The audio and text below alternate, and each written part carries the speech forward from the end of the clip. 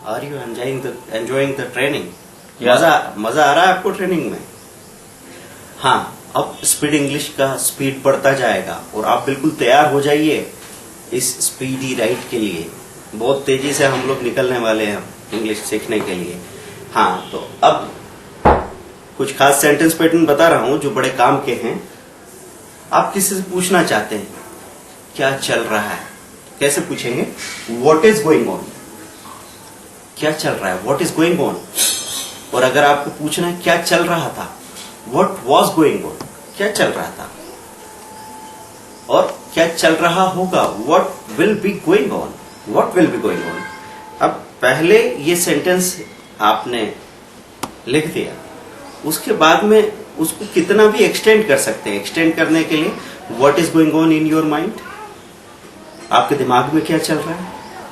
What is going on, क्या चल रहा है, कहां, in your life. What is going on in your life, what is going on in the city, what was going on in the city, what will be going on in the city after 2 years। 2 साल बाद इस city में क्या चल रहा होगा, what will be going on. मेरे साथ बोलिए, what is going on, what was going on, what will be going on। what is going on, he is going to join। what was going on, he was going to start। what will be going on, he will be going to meet। let, अब let का use हम लोग देखेंगे। Subject plus helping verb plus main verb plus object, ये formula हमने आपको शुरू से सेंटेंस फॉर्मेशन का बताया है। सब्जेक्ट के बाद हेल्पिंग वर्ब आती है, फिर मेन वर्ब आती है, फिर ऑब्जेक्ट आता है। मेन वर्ब कहाँ आती है, 3rd प्लेस पे। लेकिन अगर मेन वर्ब सबसे पहले आ जाए तो वो या तो ऑर्डर बनता है या सलाह बन जाती है। हम हमेशा बोलते हैं आई गो टू स्कूल, मैं स्कूल जाता हूं। लेकिन अगर आई को हटा दूं और गो सीधा सामने आ जाए, गो टू स्कूल, स्कूल जाओ। स्लीप हियर, यहां सो। सिट डाउन, नीचे बैठ जाओ। कम इन, अंदर आ जाओ। ये बनते हैं इंपेरेटिव सेंटेंसेस। आगे बहुत सारे इंपेरेटिव सेंटेंसेस मैं आपको बताने वाला हूं, लेकिन यहाँ लेट को समझाने के लिए हम इसको देख रहे हैं। लेट मतलब देना, LET, लेट, देना। अगर लेट शुरू में आ जाए तो दो। तो यहां पे देखिए, लेट मी गो, मुझे जाने दो। कहां जाने दो, let me go to market. हमेशा ध्यान रखिए, जो भी एक्सटेंशन होगा, एक्सपेंशन होगा, वो सब बाद में आता है। सबसे पहले बेसिक सेंटेंस फॉर्मेशन का फॉर्मूला आता है। लेट मी गो, मुझे जाने दो। Let me go to market, let me go to hospital, let me go to school. क्यों? Let me go to school to meet principal, principal से मिलने के लिए जाना है, जाने दो।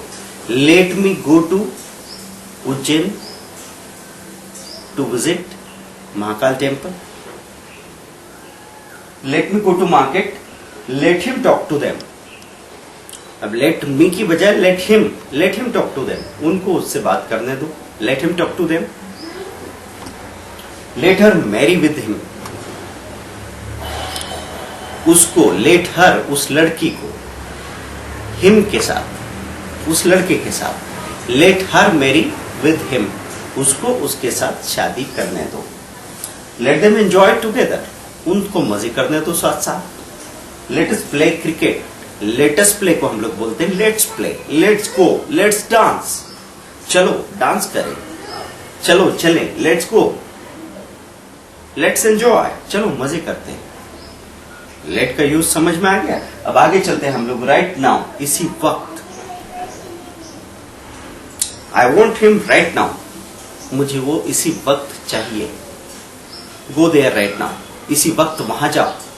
राइट हियर, इसी जगह। We shall meet right here after 2 days, हम लोग 2 दिन बाद इसी जगह मिलेंगे। We shall meet right here, इसी जगह हम मिलेंगे।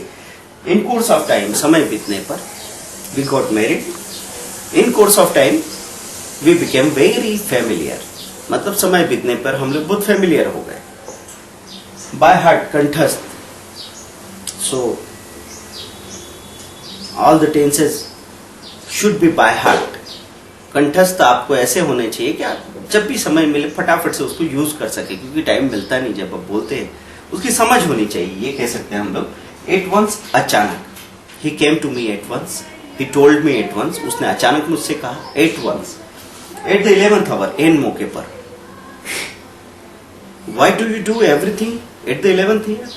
At the 11th hour? आप सब कुछ इन मौके पे क्यों करते हो? Why do you do everything at the 11th hour? इन मौके पर क्यों करते हैं? Since then, तब से he came here. Since then, he is working here. जब से आया, वो पहले यहाँ आया, तभी से वो यहाँ पे काम कर रहा है. Since then, meanwhile, इसी बीच I was completing my graduation. Meanwhile, she has also completed his graduation, her graduation. She has also completed her graduation. Provided that, बशर्ते, you can live here. Provided that you are maintaining the discipline. आप यहाँ रह सकते हैं. शर्त यही है कि आप डिसिप्लिन मेंटेन करेंगे. आप टॉप कर सकते हैं. You can go ahead provided that you work hard. आप आगे बढ़ सकते हो. You may go ahead provided that you work hard. Provided that मतलब शर्त ये है कि बशर्ते. हाउ लॉन्ग, कितनी देर. How long do you stay in school. School में कितनी देर ठहरते हो. How long do you stay. How long did you stay in that city. Means Bhopal. How long did you stay in Bhopal. आप भोपाल में कितनी देर ठहरे. How long will you stay, कितनी देर ठहरोगे. How long will you work, कितनी देर काम करोगे. ठीक है. हाउ फार, कितनी दूर, कितना दूर. How far is the railway station from here. यहां से रेलवे स्टेशन कितना दूर है. How far was the railway station. Railway station कितना दूर था. How far will be the railway station from here, कितना दूर होगा. हाउ फार मीन्स कितना दूर.